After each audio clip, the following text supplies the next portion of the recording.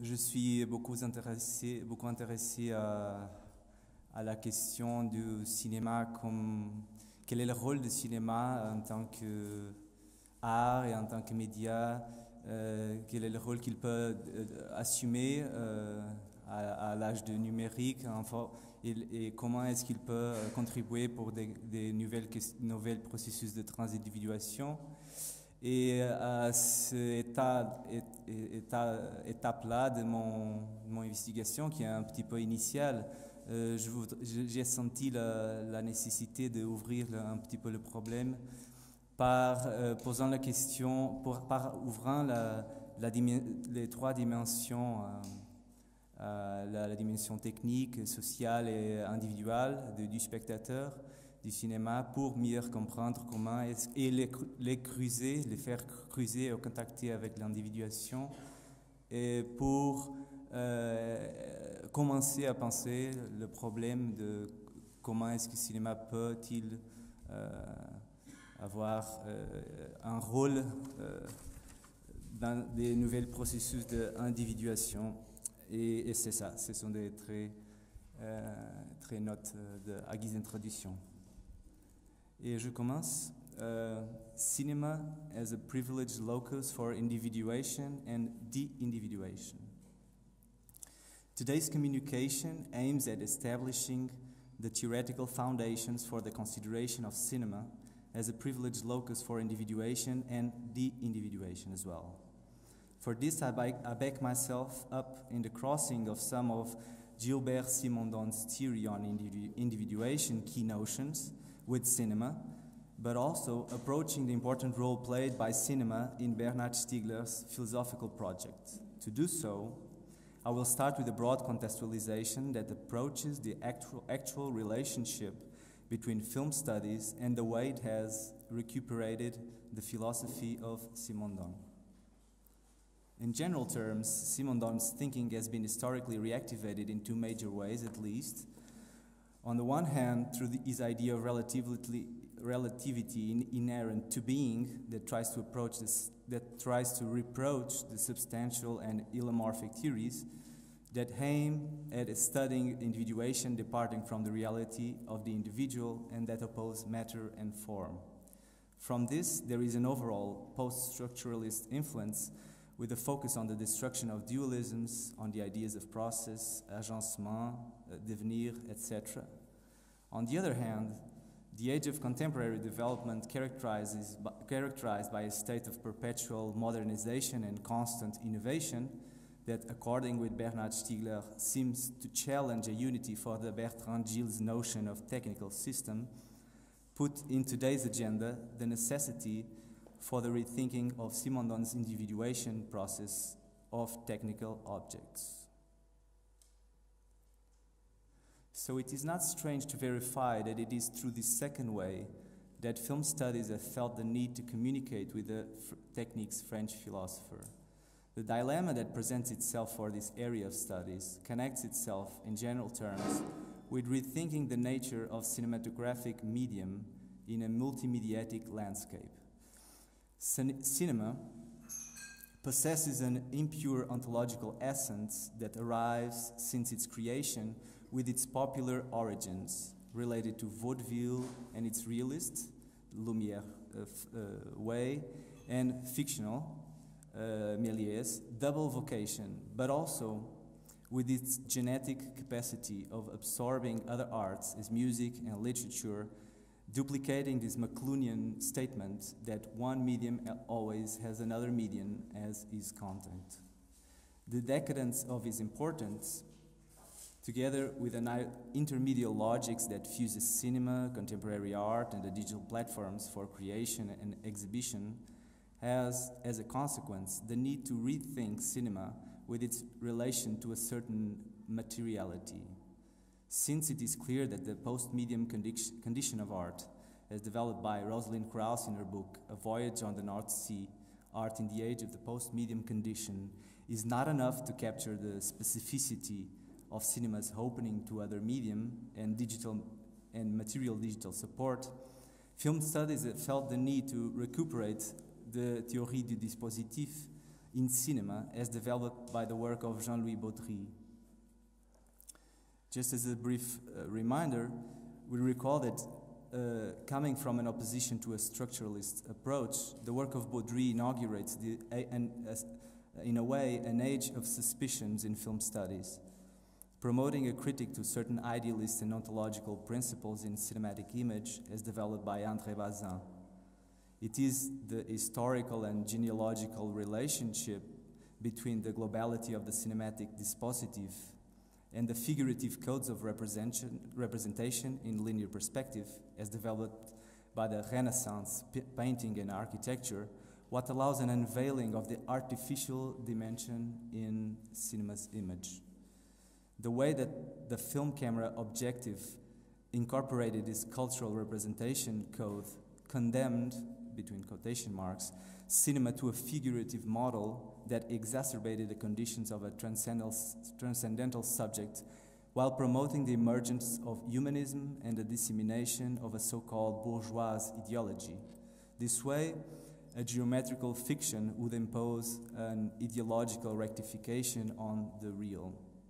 This was as a small reminder of Baudry. So 40 years after its conception, the Théorie du dispositif in film studies with the work of Jean-Louis Baudry and Comolli,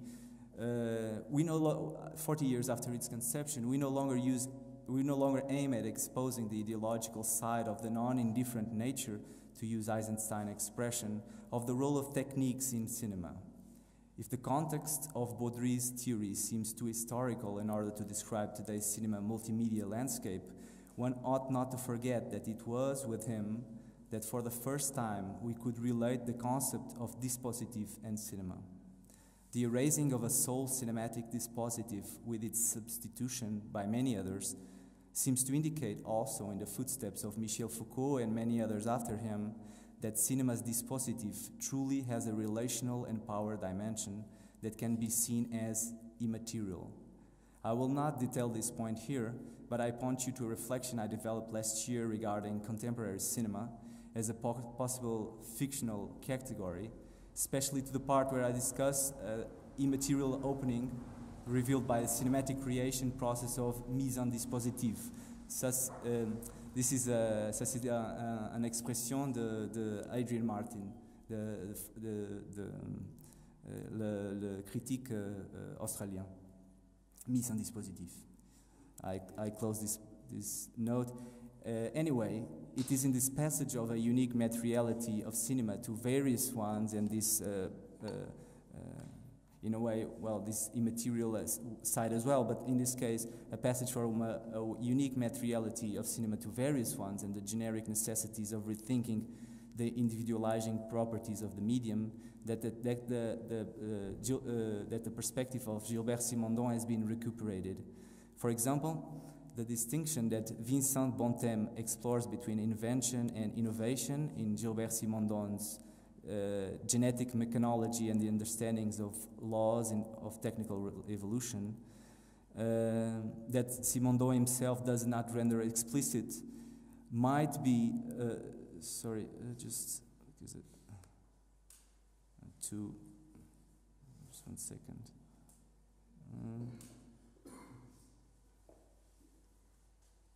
Where was I? Sorry.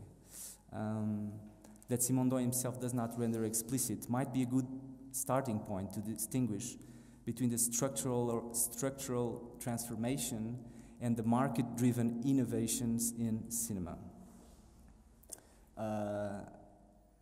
With this in mind, we could think that the invention of cinema generated a sort of technical essence that comprised the creation of machines that can reproduce movement and its exhibition through a transductive, between quotation marks, through a transductive movement of cinema form, as an image that is gathered through montage with others to produce meaning. These ideas gave origin to the primitive technical object of cinema that with fecundity could, by a process of progressive self-regulation, concretization and saturation, produce a natural evolution of its technique and a family of successive transformations. If nowadays we linger between the disappearance of cinema and some persistence of the pre-individual share that is deposited in that invention, that might be because it subsists a sort of metastable motor that separates the technical scheme of cinema, its various material forms with specific purposes, and the abstract phenomena that cinema envisions from the future. What is that abstract phenomena? The absolute recreation outside of the human of human perception itself. As Simondon says about what's at stake in the synthetic art of invention, and I quote, La relation de participation qui relie les formes au fond est une relation qui enjambe le présent et diffuse une influence de l'avenir sur le présent, du virtuel sur l'actuel. End of quotation. In other words, the potential within the invention of cinema still lingers despite the mutation of its natural process of technical evolution. In some way, the work of Gabriel Menotti in his essay, The Becoming of Media, Technical Progress and the Constitution of Cinema's Ontology relate to this hypothesis. From an analysis of the technical individuation of cinema, in which the technology emerges as cinematic, it tries to prove that the recent technical evolution of cinema hasn't abolished the overall technical and ontological persistence of cinema's identity. At a certain point, it's the localization of the different emerging technologies in the cinematographic circuit and the normalization of the practices it gives birth to that renders clear a continuous identity of cinema despite its technological mutations. It's this process that allows us to consider cinema as not telle ou telle chose, but as a unité de devenir that has a genesis process. That is to say, a technical object according to Simondon's definition. These objects are not mere assemblies of material or self-sufficient subjects, but are seen as relational systems, characterized by the resonance of their inner elements and also the way they integrate in their outer milieu. As with psychic and collective individuation, the technical individuation of these objects, the process of concretization, have a historical evolutionary dimension that is continuous. This mode d'existence, whose process of I repeat myself here, whose process of individuation is called by Simondon's technical concretization, generally renders the organic of inorganic matter into a coherent and unified system, passing from an abstract mode into a progressively more concrete one. In other words, the material and theoretical unity of an absolute abstract object needs to be closed down in a concrete system in order to function. In the process of concretization of the technical object, its potential elements that allow its primitive functioning are fixated into structures that gain significance by the articulation of its functions and the human action. According to the three different stages in the becoming of technical objects, the element, the individual, and the ensemble, one can easily see cinema as this last one. The ensemble corresponds to a greater level of concretization, where each unit that constitutes the ensemble remains linked to the other ones by reciprocal exchanges, and it cannot be other thing different from what it is. The individual principles of operation resonate in one another according with multiple causes that are common to the ensemble but individual to each unit. The ensemble possesses a fairly margin of indetermination or openness, which makes machines sensitive to outside information, enabling the articulation between them.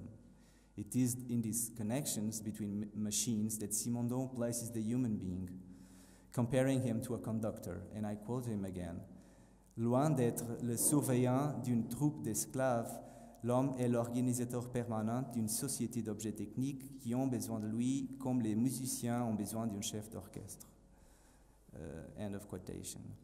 Having this degree of indetermination in mind, one could wonder the reason of the success of Lumiere's projection against Thomas Edison's kinetoscope in the process of the emancipation of cinema from the pre-cinematographic media. Maybe Edison's gadget was too automatic. As we know, Simondon considered automation a low degree of technical significance. Maybe it was too self-contained. These characteristics were enough to produce a device with a particular logic, but maybe lacked the indetermination that allowed certain margins of technical elements to be coordinated into this ensemble called cinema. As an example, the Lumiere's projector at the beginning had no proper audience or place, and it demanded the adaptation of spaces and people in order for the media to work. So it started by being a little bit abstract and demanding the adaptation to the outer milieu. This margin of the indetermination leaves room for the units inside the ensemble of cinema to be moved within and be affected by human agency. The pivot for such mobility seems to be made around the film or movie itself. It is through movies that different apparatus and technologies communicate with one another inside the cinematographic circuit. That's why cinema exists, and the circulation of movies are a sort of norm that is autonomous from technique, each technique of inside cinema, so technique in this sense. In that sense, as medium became more concrete in a technical way, its operation seems more and more abstract. From cinematograph in different venues, it moves for the projection of cinema at cinema theaters, and finally to bare movie consumption anywhere. This is why the genesis of cinema presupposes a continuous specification of its medium, with great transformation in that Comolli names the invisible side of the medium, such as negative film or chemical processing or projection, while the margins of indetermination of the ensemble remain the same, and with it, the visible side of the medium incorporated in the movie circulation itself remains untouched. That is why Gabriel Menotti, basing himself in Simondon's distinction between le perfectionnement continu et mineur et le perfectionnement discontinu et majeur, says, and I quote Menotti, once the new technologies become properly localized within the cinematographic circuit and all of the medium's conventions are reformed, it would be as if cinema has never changed or had simply been developed in order to become what it should always been, end of quotation. In other words, if smaller changes seems to impede the concretization of the technical objects by solving smaller problems and blinding us to the real imperfection of the object, major improvements seem to threaten the ontology of the medium itself and oblige it to reform its specificity in order to accommodate for the location of a new technology within cinematographic circuits. The end result would be instead a fulfillment of its ontology. For example, once digital computation is properly localized within the cinematographic circuit, and we can wonder if it is not already in a way, it will probably inaugurate another stage of the evolution of the medium, turning the idea of digital cinema an oxymoron that highlights the historical condition of a previous analog cinema as much as a sound cinema or a silent cinema. Although Gabriel Menotti's point is fair, in order to think the individuation of cinema and through cinema, one ought to consider its technical and human specificity.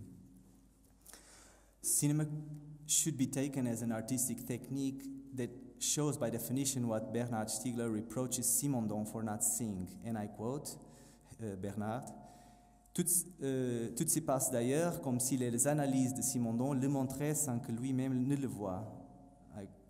End of quotation. And what does he not see? Precisely the founding role of techniques in the human process of individuation.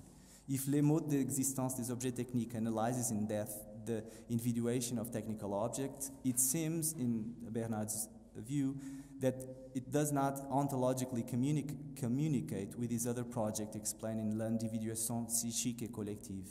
In other words, the technical individuation Simondon describes in the 1958 book in transductive terms remains in a way exterior to man. It seems that they are for Simondon something that happens a posteriori the human's process of individuation. For Simondons, it's the trans-individual that links the psychic and collective individuation and that allows the comprehension of the collective. And I quote Simondon, l'individuation sous forme de collectif fait de l'individu un individu de groupe associé au groupe par la réalité pré-individuelle qu'il porte en lui et qui réunit à celle d'autres individus s'individue en unité collective. Les deux individuations, psychiques et collectives, sont réciproques l'une par rapport à l'autre. Elles permettent de définir une catégorie de transindividuels qui tend à rendre compte de l'unité systématique de l'individuation intérieure, psychique, et de l'individuation extérieure, collective. End of quotation. But for Bernard Stiegler, this articulation is made through techniques as an epiphylogenetic support that, containing in itself the genetic and epigenetic memory, allows the individual and the group access to an immersion in which we are always already immersed. It is this access to a technical and pre-individual dimension that allows for the transductive articulation of the psychic and the social, of exterior and interior, and that permits Stiegler to think individuation as something three-sided and not double-sided. For this reason, the psyche, social, and technical individuation are inseparable. This being said, one could draw two important ideas for us now. The first one is that it is not possible to consider individuation in cinema outside these three axes. The second is that cinema plays an important role in rendering visually this three-way articulation, individual techniques and the social. Individual techniques and the social. Reading La technique et le temps, and especially the third volume, Le temps du cinéma et la question du mal-être, we can trace the ontological and cultural importance of cinema in Bernard Stiegler's project. Generally speaking, if one sees cinema as a simple technique, one can find at the, how do you say? I want to add this word here. If one sees cinema as a simple technique, we can immediately find, exactly, the word is immediately, we can immediately find the first point in which it encounters the human in its process of individuation, and by which cinema can be generally rendered as a non-privileged locus for individuation. As a technique, cinema takes part of the constant process of individuation that constitutes its constantly fulfilling the operatic origin of the human, le défaut d'origine, or l'origine comme défaut.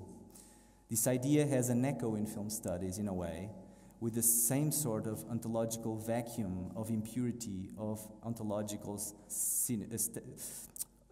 sorry, I repeat the sentence. This idea as an echo in film studies, with the same sort of ontological vacuum or impurity of cinema's ontological status itself. Cinema was seen since its beginnings as something that was built in some sort of open space between the world and the temporal and spatial reproduction of it. For example, the famous Signifiant imaginaire of the French structuralist Christian Metz, in which he defined the spectator as always chasing a double absence. And I thought it was a quotation, it isn't.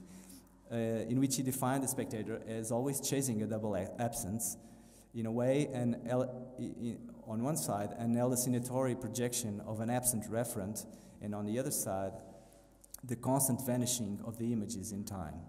Raymond Bellour, as well, also defined cinema as le texte introuvable. He said, I'm sorry for the English, there are some French authors that I'm unfortunately going to quote in English. I'm sorry for that. It's going to happen 2 or 3 times, and I'm sorry for this.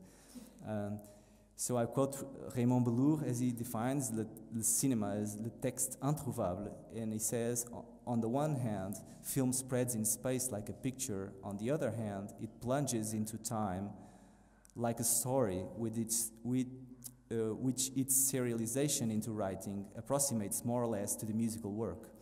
In this, it is particularly unquotable, since the written text cannot restore to it what only the projector can produce, a movement, the illusion of which guarantees the reality. End of quotation. Or finally, Just to stick with these three examples, Paulo Cecchi Usai, in his book The Death of Cinema, History, Cultural Memory and the Digital Dark Age, defining the medium of cinema in its auto-destructive dimension whose structural impermanence is the condition of its own existence. Still in general terms, or as considering cinema as just one more technique, one might think that the memory inscribed in it as tertiary retention, as specialization of temporality, might gain a double side, a sort of a memory of a memory.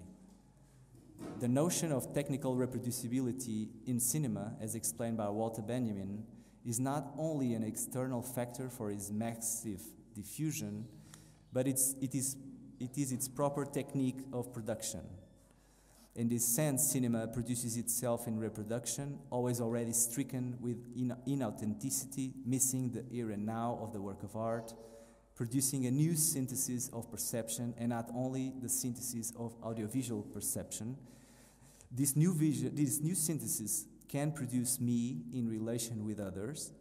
I can see myself in that relation, and I can see myself in that relation, or open the space to macro or micro visions of the world and integrate all these elements in a machine that lives off by transforming elements of the world in specters of memory. This way, in cinema, we can accumulate the memory that is inscribed within techniques and mnemotechniques with a structural cinematographic projection system that itself produces memory.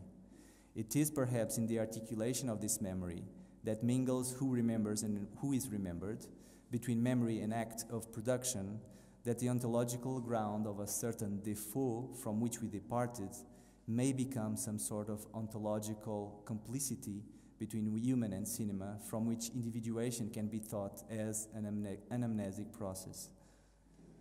But in order to start thinking cinema as a privileged locus for individuation, we ought now to turn to Stiegler's consideration of human's consciousness as proceeding through cinematic montage, approach that has a second degree, this time phenomenological, to the complicity between human and cinema. At a certain degree, we think here in the text Le Mythe du Cinéma Total, written by André Bazin in 1946. For the French critic, and the primordial cinema is the one that our eyes capture in the splendor of movement, light, color, and sound. And I quote Bazin, and I'm sorry again for the English version here, because I didn't have with me the French version in this computer. The guiding myth, then, aspiring the invention of cinema, is the accomplishment of that which dominated in a more or less vague fashion all the techniques of the mechanical reproduction of reality in the 19th century. From photography to the phonograph, namely an integral realism, a recreation of the world in its own image. If every new development added to the cinema must paradoxically take it near to its origins. In short, cinema has not been yet invented. End of quotation. This way, the aim of integral realism for cinema as a sort of abstract scheme, in Simondon's terms, that pushes its technical concretization forward, gains in Stiegler's theory an ontological reinforcement. To put it simple, if we want cinema to be able to look at the world as we do and reproduce it exactly like that, this means the relationship between how cinema operates and the way we look at things is somehow connected. At a certain point, this connection was already present when Jean-Louis Baudry saw in Plato's cave a prototype for cinema's theater room and the way cinema, so far, can give us an impression of reality, a simulacrum of reality, by coinciding the past and reality, making us believe that what we see is real. And Baudry wonders that even if the prisoners in the cave were not shackled, if they were freed, they would still not want to leave the place where they are. In cinema, one might think of the enchanting power of the succession of images, the immersion process of narrative that dispense the mechanisms that holds our eyelids, as in the famous scene of aversion theory in A Clockwork Orange by Stanley Kubrick. That is explained phenomenologically, according with Bernard, with this double way capturing movement made possible by the coincidence between the flux of a film and the flux of the spectator's consciousness. In the movement of film, stills linked by the sound, the time of the film is captured by the spectator's consciousness, and because human consciousness is itself a flow, it is also captured by the flow of the images. In a way, outer cinema and inner cinema, or as recently put it, arche cinema,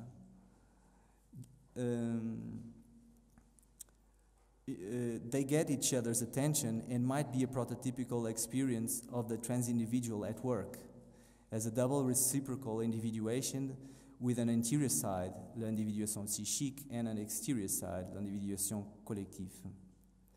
That not pre-exists as substance before its relation, or as Meryl Combs puts it while reading Simondon's, it's the knowing as relation.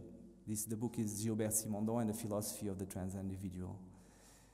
So the relationship between individual history and this knowing as relation, in a way, it's the relationship between individual history of the spectator and the collective history in the tertiary retention of cinema. We'll return to this in a moment, but let's now take a moment to analyze this, what I call it, the inner cinema. I will not go here into details on the reworking of Husserl's primary and secondary memory that allows Bernard to point out the vital interplay of primary, secondary, and tertiary tensions, and with it the constitutive role of techniques in the mechanics of perception and consciousness. But the moment when one can see perception and consciousness as a sort of artificial selection process that works as montage does, inserting, selecting, juxtaposing new elements in real time, one automatically finds the first logical path through which considers cinema, in this case inner cinema, as a privileged locus for individuation. Human being lives to transform and individuate himself, as Simondon says, le vivant est agent et théâtre d'individuation, son devenir est une individuation permanente, ou plutôt une suite d'accès d'individuation avançant de métastabilité en métastabilité. End of quotation.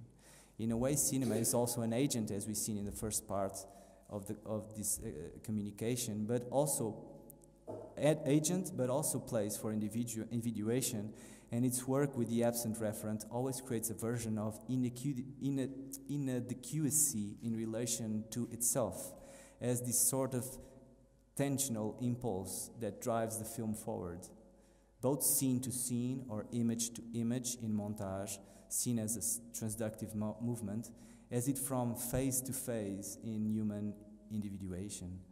In this mere hypothesis, this is just an hypothesis, each new image adds to a new one in the flow of montage, bringing new significance to a whole that is forming. In this way, the individuation of each image needs to be integrated on some sort of, and here the quotation marks are vital, to be integrated on some sort of collective individuation of film as a whole. But each image resists to be trapped in this ensemble meaning.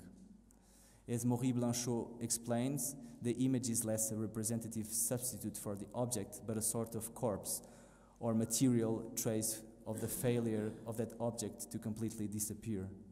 This way, and I quote, and I'm sorry for the English version again, not only is the image of an object not the meaning of the object and of no help in comprehending it, but it tends to withdraw from its meaning by maintaining it in the immobility of a resemble that has nothing to resemble. End of quotation. This withdrawal or resistance is this charge of pre-individual in the image that always, I'm using this Simondon's expressions in quotation marks as well, because this is like I'm forming an hypothesis here, so it's not as I'm just saying that it is like this.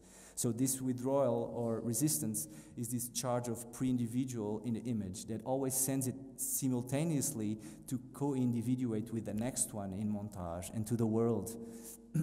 In both cases, it's the same impulse towards trans-individuation. One good example of this resistance in the image is the famous gesture that the character of John Wayne does at the end of John Ford's film The Searchers, a sort of goodbye gesture with his hand down below the back. A strange gesture, not a gesture that we do in a day-to-day basis. Although we are in a classicist and representative culture system in cinema here, the mystery and potential of this gesture in a system of apparent clarity renders visual what could be this sort of pre-individual potential that always carries the individuation impulse forward in cinema. Concerning gestures in cinema, I open here just this brief parenthesis to refer to Agamben's essay Notes on Gesture that opens this potentiality of cinema for perverting the productive dimension of the real as a founding reproduction of reality. If production has a name besides itself to produce something, cinematographic reproduction, he says, dismember things so it can extract their gesture, helping us to recuperate mankind's lost gesture. But most important here is that cinema can produce these gestures without mediality and recuperate them for this sort of contemporary imaginary in its capacity for self-signification. I just close this parenthesis here. It's not developed here. It's just that reminded me of this thing with the gestures, and I think it was important to situate here. On the other hand, in the image, there is also the constant appeal of the off-camera that always pushes it to the next one, into a new metastable state, allowing to see montage as the constant desphasage by which each image tries to concentrate in vain a meaning, but it is always making way to new ones. This constant supplying in inner and outer cinema,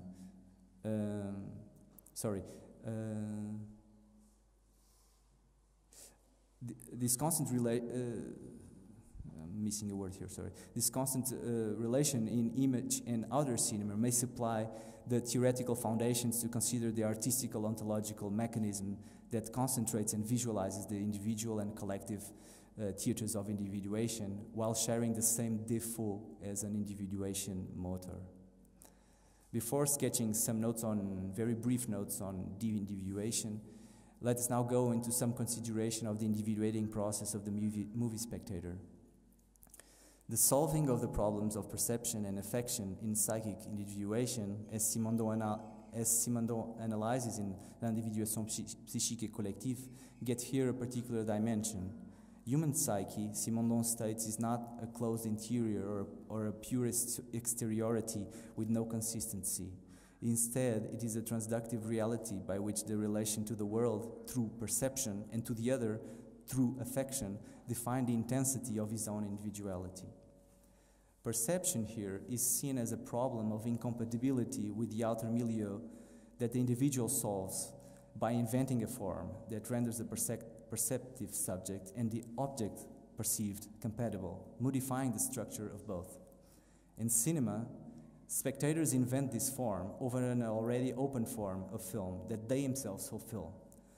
As Christian Metz stated, in cinema is always the other that's on screen, but he is perceived, that is to say, given meaning by the spectator's self-imprisoned in its own imaginary or personal history. This interaction in the interior-exterior form of this interaction in the interior-exterior form.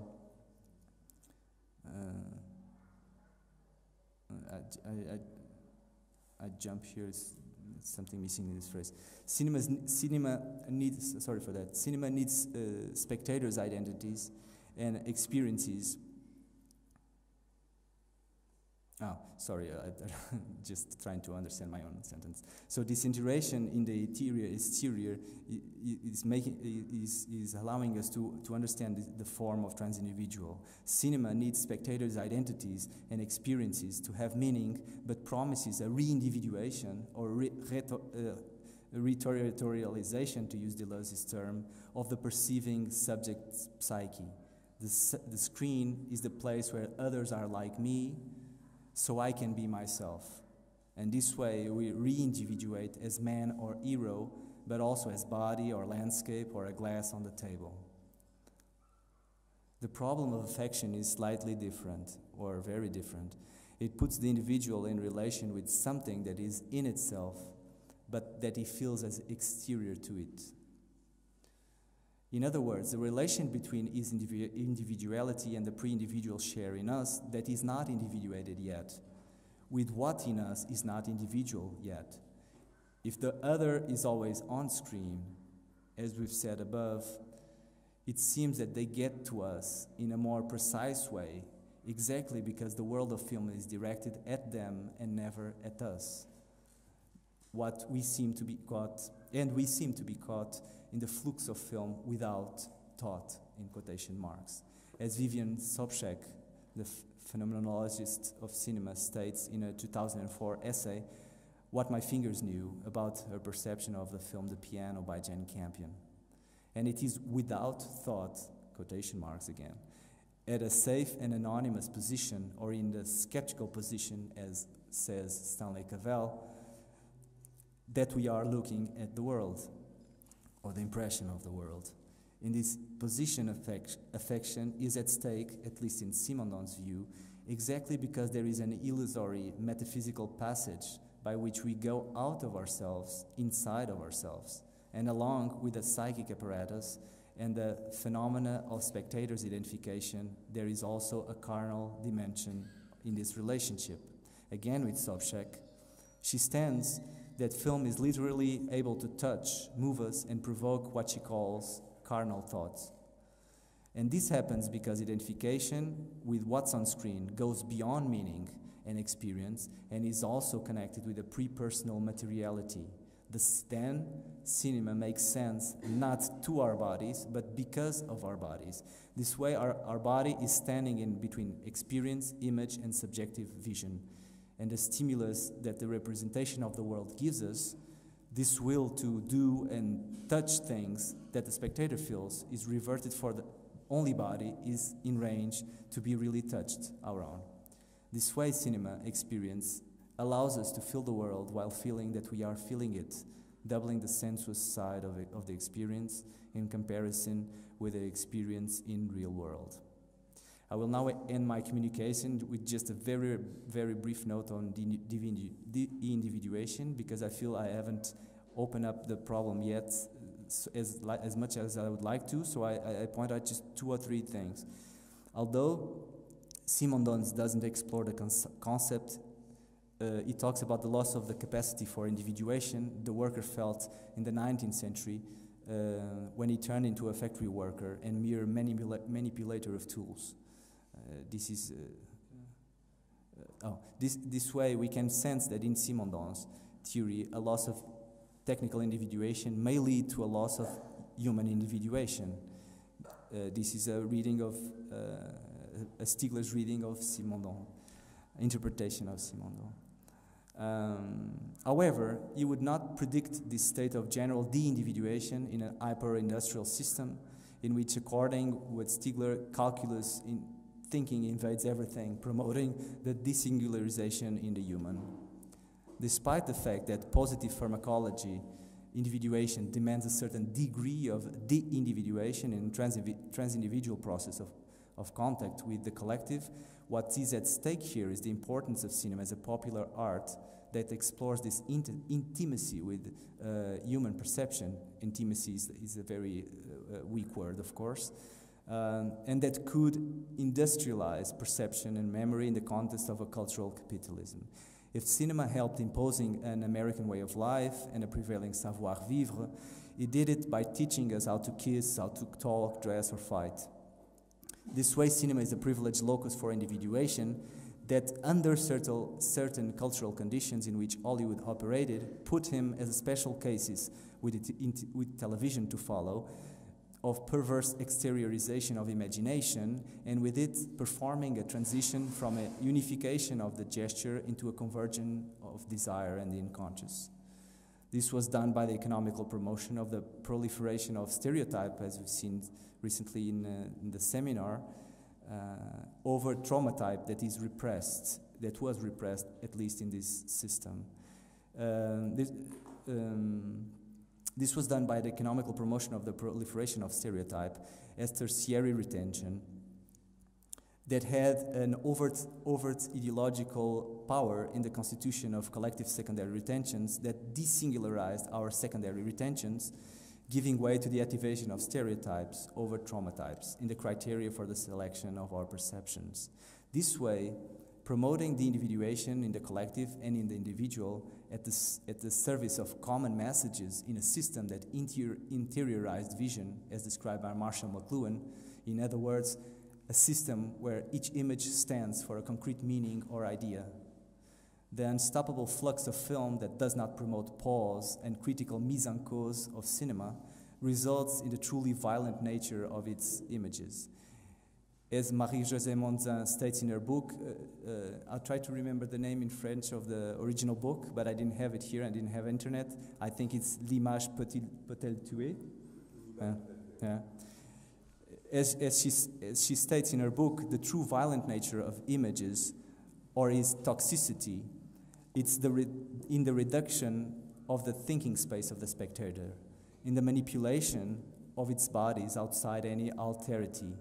Each film puts the spectator's freedom into question, and the respect for distances by the filmmaker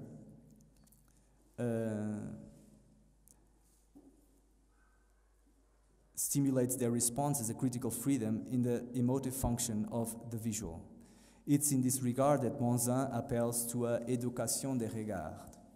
This pause or distance may be done within the digital platform that allows us to stop, compare, compile all the films in the world, but it should also be done in an internal and almost metaphorical way, but it should be done in an internal and almost metaphorical way. I don't know what makes this in English, but it should also be done in internal and metaphorical pause. In other words, the production of such images that promote a fair encounter between themselves and the spectator's individual history that make for a true trans-individual individuation by which our work is to search for trauma inside stereotype in the flux of cinematic images. I stop here just to say that at the moment I worked a little bit with the contemporary cinema in my previous master, and I'm really concerned in trying to also to encounter concrete ways in which the logic of creating this sort of rupture in this how do you say, in this stereotyped way of create films. So just to point out a practical tool that I'm working, or practical thing that I'm doing towards this idea of new transindividuation. So that's it.